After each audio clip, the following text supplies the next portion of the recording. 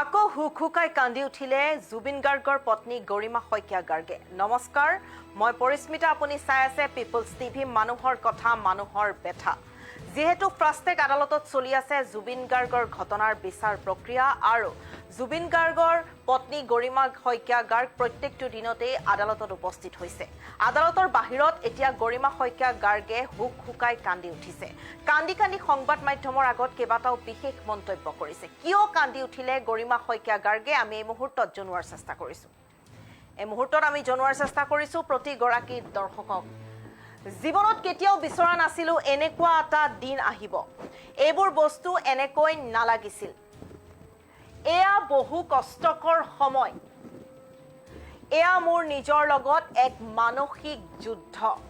যিখিনি কৰিছিলো একেলগে থাকিম বুলি। জুবিন গাৰ্গৰ সম্পত্তিৰ উত্তৰাধিকাৰীৰ প্ৰমাণপত্ৰ হাতত লৈ কান্দি উঠিল এতিয়া গৰিমা শইকীয়া গাৰ্গ। গৰিমা শইকীয়া গাৰ্গে কান্দি কান্দি কেইবাটাও মন্তব্য কৰিছে সংবাদ মাধ্যমৰ আগত যে এই যি উত্তৰাধিকাৰী প্ৰমাণপত্ৰ হাতত লৈছে তেওঁ কেইবাটাও মন্তব্য কৰিছে যে এনেকুৱা এটা দিন কেতিয়াও বিচৰা নাছিলো। যিখিনি কৰিছিলো, যিখিনি উপাৰ্জন কৰিছিল জুবিন গাৰ্গে সেয়া আমি একেলগে কৰিছিলো আৰু একেলগে সদায় থাকিম বুলি এয়া উপাৰ্জন কৰিছিলো। কিন্তু এতিয়া যিটো পৰিস্থিতি, এই পৰিস্থিতিৰ দিনটো আমি কেতিয়াও বিচৰা নাছিলো। এনেকুৱা এটা দিন মই কেতিয়াও বিচৰা নাছিলো। এইদৰে এতিয়া কান্দি উঠিছে গৰিমা শইকীয়া গাৰ্গে। আমি প্ৰতিগৰাকী দৰ্শকক জনাই যোৱাৰ চেষ্টা কৰিছো। যিহেতু ফাষ্টেগ আদালতত চলি আছে জুবিন গাৰ্গ ঘটনাৰ বিচাৰ প্ৰক্ৰিয়া আৰু আদালতৰ বাহিৰত হুকহুকাই কান্দি উঠিলে গৰিমা শইকীয়া গাৰ্গে। গৰিমা শইকীয়া গাৰ্গে কান্দি কান্দি কৰিলে কেইবাটাও মন্তব্য কৰিছে যে জীৱনত কেতিয়াও বিচৰা নাছিলো এনেকুৱা এটা দিন।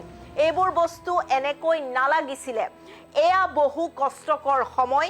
এয়া মোৰ নিজৰ লগত এক মানসিক যুদ্ধ।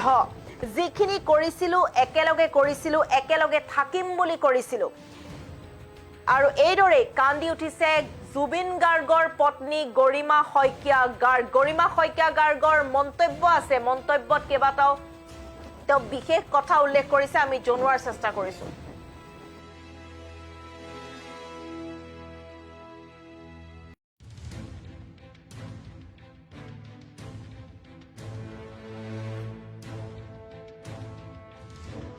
আজি হাতত পৰিলে চাৰ্টিফিকেটখন, কিন্তু এইটো এটা বহুত মানসিক এটা যুদ্ধ মোৰ নিজৰ লগত। হাতত পালো যদিও মই সেইটো কেতিয়াও মোৰ কাৰণে সফলতা আৰু এইটো পৰ্যায় পামহি বুলি কেতিয়াও ভবা নাছিলো আচলতে জীৱনত। আনকি যিজন অফিচাৰে মোক হেণ্ড অভাৰ কৰিছে তেখেতেও সেইটোৱে কথা কৈছে। আৰু যিখিনি কৰিছিলো একেলগে থাকিম বুলি, এতিয়া এইখিনি লৈ মই শান্তি কেতিয়াও পোৱা নাই। একেবাৰে একো ক'ব নোৱাৰিম এতিয়া। কষ্টকৰ সময়, এইটো বহুত কষ্টকৰ সময়। এইবোৰ বস্তু এনেকে নালাগিছিল আচলতে। জীৱনত কেতিয়াও বিচৰা নাছিলো এনেকে। কোনেও ভবা নাছিলে আচলতে এনেকুৱা এটা দিন আহক বুলি। আমিও কোনেও ভবা নাছিলো, আপোনাৰতো বাদেই, এনেকুৱা এটা দিন আপুনি এইখিনি কাম কৰিব লাগিব বুলি।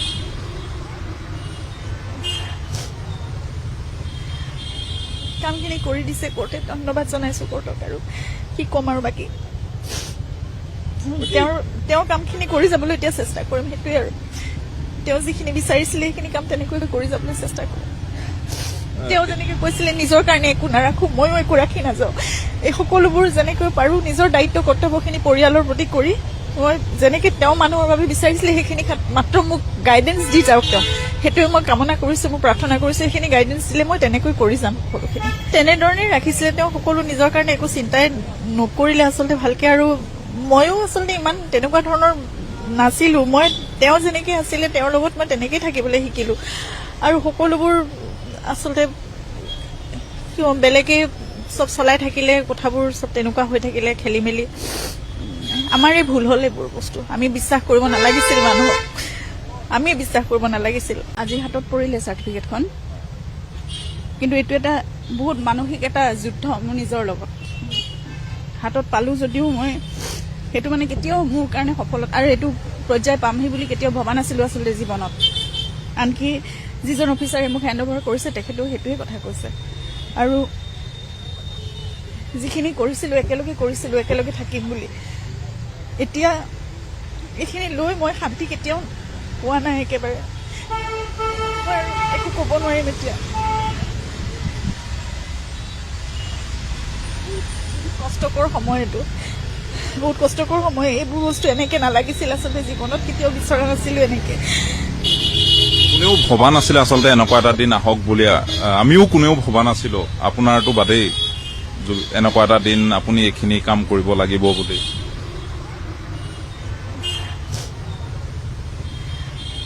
কামখিনি কৰি দিছে কোৰ্টে, ধন্যবাদ জনাইছো কোৰ্টক। আৰু কি ক'ম আৰু বাকী, তেওঁৰ কামখিনি কৰি যাবলৈ এতিয়া চেষ্টা কৰিম, সেইটোৱে আৰু। তেওঁ যিখিনি বিচাৰিছিলে সেইখিনি কাম তেনেকৈ কৰি যাবলৈ চেষ্টা কৰিম। তেওঁ যেনেকে কৈছিলে নিজৰ কাৰণে একো নাৰাখো, ময়ো একো ৰাখি নাযাওঁ।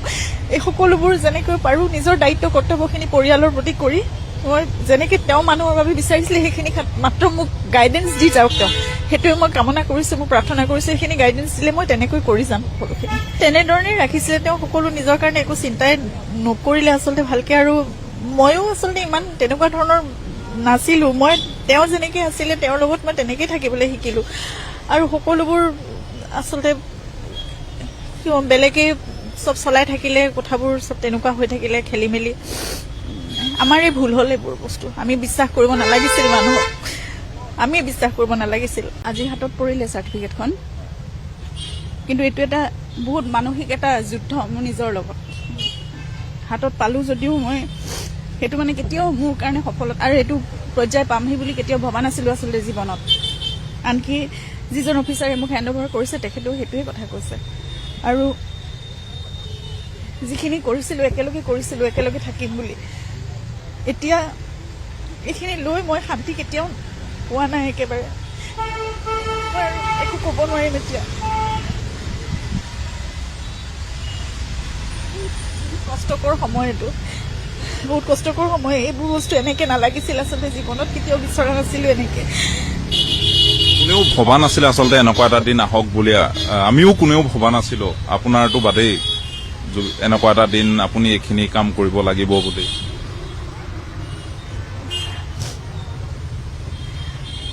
কামখিনি কৰি দিছে কোৰ্টে, ধন্যবাদ জনাইছো কোৰ্টক। আৰু কি ক'ম আৰু বাকী,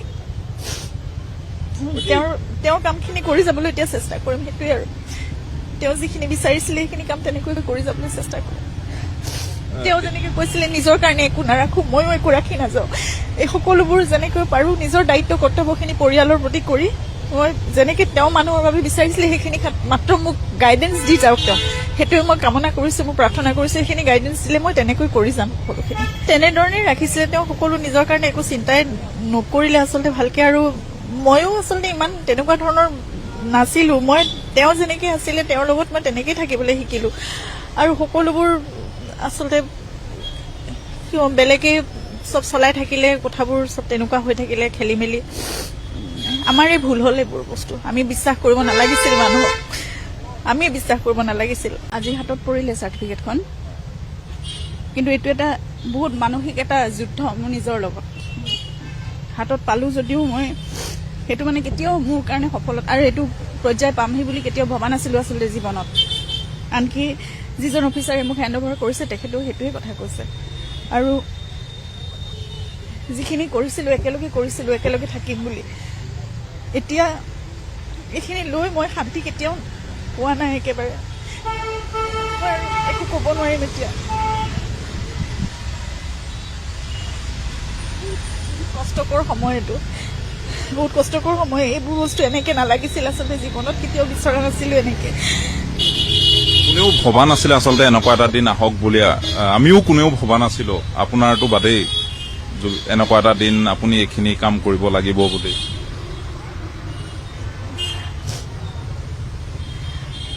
কামখিনি কৰি দিছে কোৰ্টে, ধন্যবাদ জনাইছো কোৰ্টক। আৰু কি ক'ম আৰু বাকী, তেওঁৰ কামখিনি কৰি যাবলৈ এতিয়া চেষ্টা কৰিম, সেইটোৱে আৰু। তেওঁ যিখিনি বিচাৰিছিলে সেইখিনি কাম তেনেকৈ কৰি যাবলৈ চেষ্টা কৰিম। তেওঁ যেনেকে কৈছিলে নিজৰ কাৰণে একো নাৰাখো, ময়ো একো ৰাখি নাযাওঁ।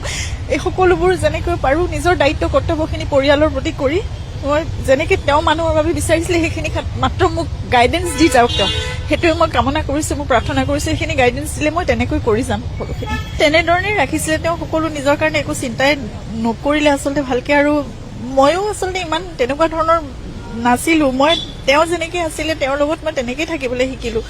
আৰু সকলোবোৰ আচলতে কিয় বেলেগে চব চলাই থাকিলে কথাবোৰ চব তেনেকুৱা হৈ থাকিলে খেলি মেলি আমাৰে ভুল হ'ল এইবোৰ বস্তু আমি বিশ্বাস কৰিব নালাগিছিল মানুহক আমি বিশ্বাস কৰিব নালাগিছিল